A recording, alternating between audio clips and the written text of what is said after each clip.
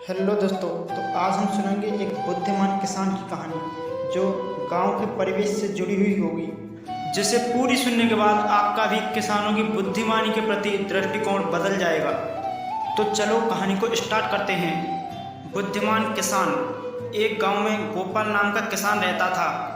परिवार में उसकी पत्नी और 2 बच्चे, बस यही उसका संसार था। गुजारा करने के लिए वह अपने छोटे से खेत में फसलें उगाता था और उन्हें बेचकर अपना और अपने परिवार के लिए 2 वक्त का खाना जुटा पाता था। कहने को उसके पास इतना धन नहीं था, लेकिन फिर भी वह काफ़ी खुश था। एक दिन दोपहर को वह अपनी पत्नी के साथ खेत पर खड़े होकर कह रहा था, हे भगवान, अगर बारिश हो जाए तो इस बार सभी किसानों की फसलें अच्छी हो जाएं। उसकी पत्नी भी कहती है, हाँ सही कहा आपने, अगर बारिश हो जाए तो इस बार काफ़ी अनाज हम किसानों के पास आ जाएगा। बारिश की इस आस में किसान की उम्मीदें टूटने लगती हैं, लेकिन बारिश की एक भी बूंद जमीन पर नहीं गिरती। परिणाम यह होता है कि सभी किसानों की फसलें बर्बाद हो जाती हैं और सूखने लगती हैं। गोपाल की फसल भी पूरी तरह बेकार हो जाती है। ये देखकर गोपाल कहता है, हे भगवान, इस बार किसानों का बहुत नुकसान हुआ है। फसलें पूरी तरह नष्ट हो चुकी हैं। मैंने तो इस फसल और बच्चों की पढ़ाई के लिए कर्जा भी ले रखा था। अब मैं इस कर्जे को कैसे चुकाऊंगा?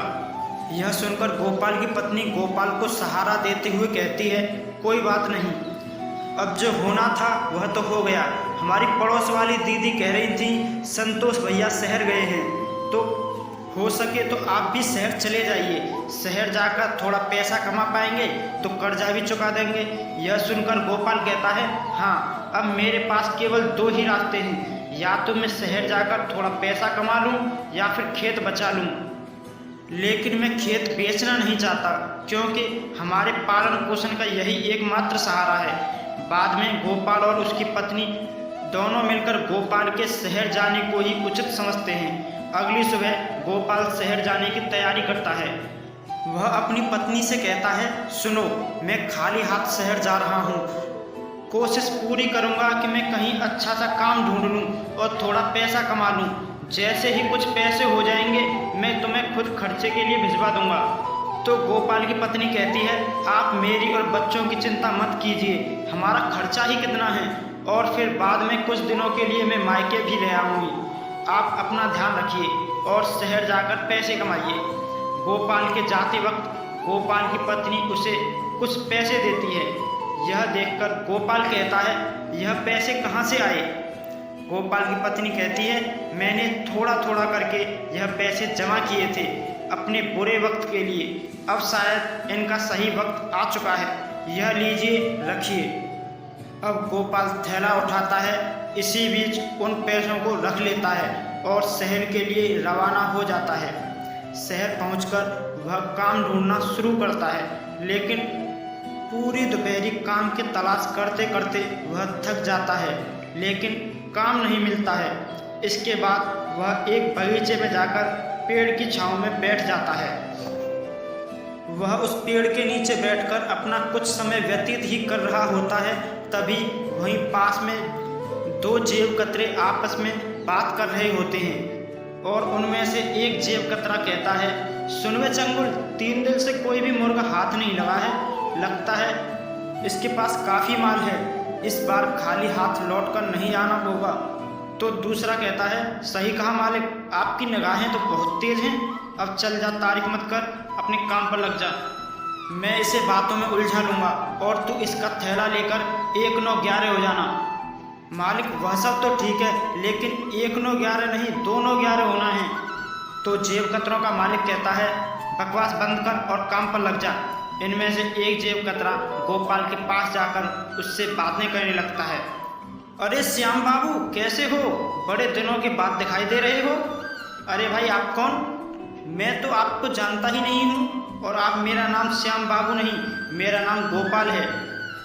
अरे हाँ, तभी तो मैं कहूँ कि मैं तुम्हारा नाम भूल रहा हूँ। अच्छा, और बताओ क्या हाल है? अरे क्या बताऊँ भैया, गांव से शहर आया हूँ काम की तलाश में, लेकिन काम नहीं मिल रहा है। अगर आप मुझे जानते हो तो मेरे लिए कोई काम ही बता दो। इन दोनों की बातचीत हो रही थी तभी चंगुल गोपाल का थैला लेकर 9-11 हो जाता है। पहला जेब कतरा कहता है, अरे भाई, लगता है पहचानने में गलती हो गई, चलो मैं चलता हूँ। तो फिर गोपाल मन ही मन सोचता है, अरे बड़े अजीब लोग हैं शहर के, पहले खुद ही जान पहचान का दिखावा करते हैं और फिर बाद में खुद ही अनदेखा कहने लगते हैं।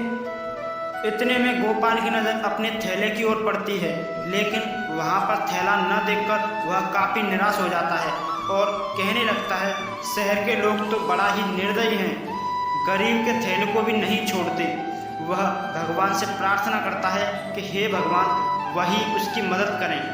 इतने में गोपाल के पीछे से एक दर्द भरी आवाज़ आती है, बचाओ बचाओ। गोपाल उस आवाज़ को सुनते हुए पीछे मुड़ता है और देखता है कि वहाँ पर एक घायल व्यक्ति ज़मीन पर नीचे पड़ा हुआ है। उसके आसपास के लोग गुजर रहे हैं, लेकिन कोई भी उसका सहारा नहीं दे रहा है।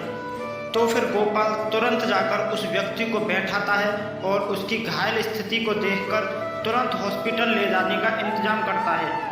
हॉस्पिटल ले जाकर वह डॉक्टर से बात करता है, डॉक्टर साहब, इन्हें देख लीजिए, यह बहुत घायल हैं और दर्द के मारे कराह रहे हैं। डॉक्टर उस व्यक्ति की हालत देखता है और कहता है, तुरंत इलाज शुरू करना होगा, इसके लिए तुम्हें कुछ पैसे काउंटर पर जमा करने होंगे। यह सुनकर गोपाल आश्चर्य में पड़ जाता है और डॉक्टर से कहता है, डॉक्टर साहब, आज सुबह ही मैं शहर आया हूँ और काम की तलाश में, लेकिन काम तो मिला नहीं, ऊपर से मेरा थैला और चोरी हो गया। इसी बीच वह डॉक्टर से बातें करते हुए डॉक्टर साहब को बताता है, मेरे पास और कोई पैसा तो है नहीं और मैं खुद ही भूखा प्यासा काम की तलाश में इधर उधर घूम रहा हूँ। लेकिन तभी मुझे ये ज़मीन पर घायल पड़े हुए दिखे और मैं इन्हें हॉस्पिटल लेकर आ गया। डॉक्टर उस व्यक्ति का तुरंत इलाज शुरू कर देते हैं और कुछ समय बाद बाहर निकलते हैं। तभी गोपाल अपनी जेब से एक पर्स निकालता है जो उसे घायल व्यक्ति को हॉस्पिटल लाते हुए उसकी जेब से गिरते हुए मिला था। वह उसे डॉक्टर को दिखाते हुए कहता है, यह लीजिए डॉक्टर साहब, बस यही इन्हीं का पर्स है, मैंने तो इसे खोला भी नहीं है, देख लीजिए, शायद इसमें कुछ पैसे हों। तो फिर वो डॉक्टर उस पर्स को चेक करता है तो उसमें बहुत सारे आईडी कार्ड, क्रेडिट कार्ड होते हैं। जब डॉक्टर इसकी आईडी कार्ड को चेक करता है तो उसे पता चलता है कि वह तो शहर के सबसे अमीर आदमी हैं। वो तुरंत गोपाल से कहता है, अच्छा हुआ जो तुम इन्हें हॉस्पिटल लेकर आ गए, तुम जानते हो यह शहर के सबसे बड़े आदमी हैं। तो फिर गोपाल कुछ सोचकर डॉक्टर को बताता है, मुझे नहीं पता, मैंने तो अपना फ़र्ज निभाया है। डॉक्टर गोपाल को शाबाशी देता है और कहता है, कल सुबह उन्हें होश आ जाएगा, तुम कल सुबह आकर इनसे मिल सकते हो, और वापस इलाज कराने वाले कमरे में चला जाता है। और गोपाल रात भर उसी गार्डन में ही सोता है और सुबह होते ही वह हॉस्पिटल वापस आ जाता है। गोपाल डॉक्टर से पूछता है, डॉक्टर साहब, अब इनकी तबीयत कैसी है? तो फिर डॉक्टर गोपाल को बताते हुए कहता है, अब बिल्कुल ठीक हैं, बस तुम इनसे मिल सकते हो। डॉक्टर उस व्यक्ति से गोपाल का परिचय कराते हुए कहता है, यह गोपाल जी हैं, इन्होंने ही आपकी जान बचाई है, घायल स्थिति में यही आपको हॉस्पिटल लेकर आए थे। यह सुनकर गिरधर जी, घायल व्यक्ति, कहते हैं, धन्यवाद मेरी जान बचाने के लिए, तुम हो कौन और क्या करते हो? तभी गोपाल कहता है, मैं गांव से शहर आया हूँ एक अच्छे से काम की तलाश में, लेकिन अभी तक मुझे कोई भी काम नहीं मिला है। मेरे ऊपर कर्जा है, मैं उस कर्ज से मुक्त होने के लिए शहर पैसे कमाने के लिए आया हूँ।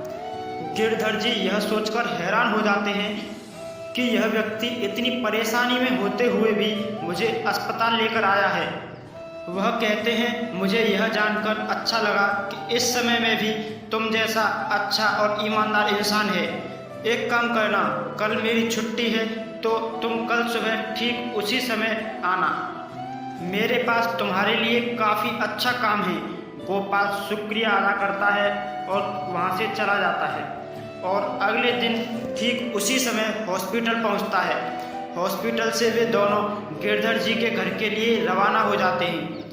घर में प्रवेश करते वक्त गोपाल उनके एक बड़े से महल और बड़ी बड़ी गाड़ियां देखकर हैरान हो जाता है और सोचता है कि यह व्यक्ति कितने अमीर होंगे। गोपाल अंदर जाता है, सोफे पर बैठ जाता है।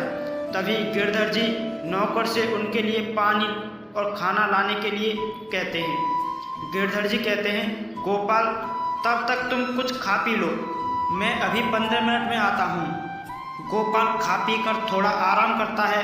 तभी गिरधर जी आते हैं और कहते हैं, गोपाल शहर के बाहर मेरी एक बड़ी फैक्ट्री है, उसमें खेती से जुड़े उत्पाद बनाए जाते हैं।